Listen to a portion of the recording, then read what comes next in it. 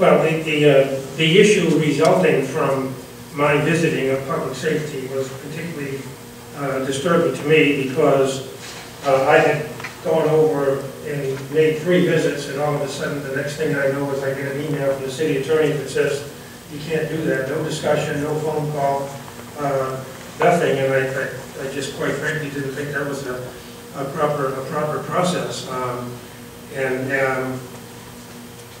so I'll just let that go. Yeah, I don't sit around in my office thinking of opinions to send out. Typically what happens, either a council member calls me on the telephone, or a member of the city staff might call me on the telephone, or the city manager might call me on the telephone, and a question comes up. And so, when that question comes up, if it's something that I feel is important to address with the council, I'll do that by way of that memorandum.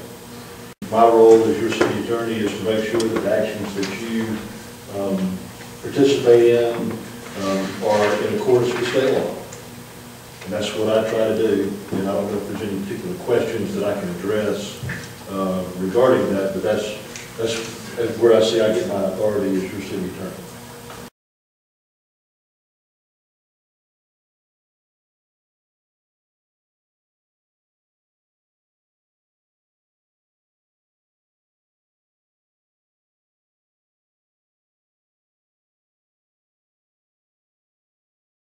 This is my 6th year on the council, and the subject has never come up, the subject of the duties and responsibilities of the city attorney.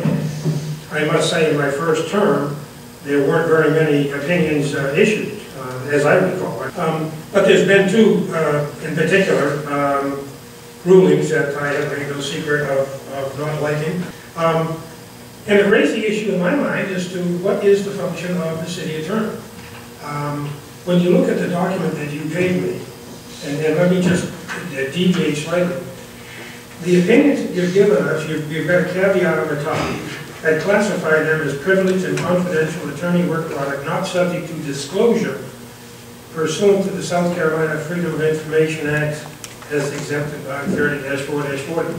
I'm not sure I know what that means, but I put the essence of 2 of your most recent opinions in my email. I hope I wasn't violating the law doing that. City council is my client. Okay. And all clients enjoy what we call the attorney-client work privilege, or the privilege of that attorney-client privilege. Okay. In other words, I'm not allowed to disclose what you tell me when I give you advice on things. And so written opinions that you give us, we can disseminate. You probably would prefer we not do it in this form. Correct.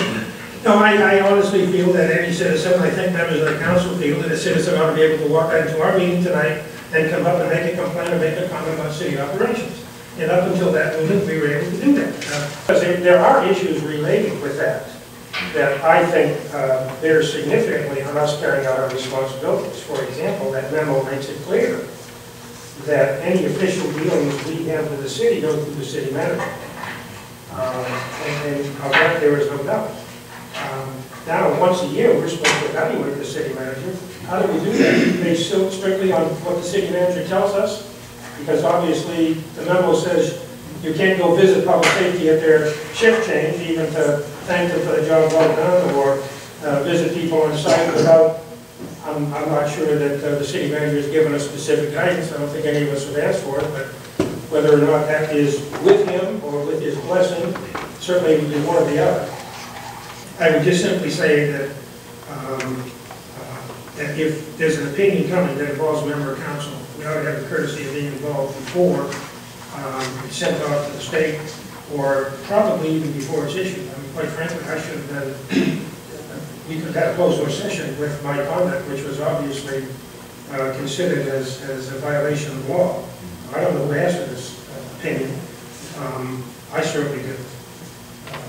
But it would have been a courtesy, I think, for me to get involved with that. Gary has one. He did that on the city, but he's the one that asked for it. I want to make it very clear that I don't think any member of council,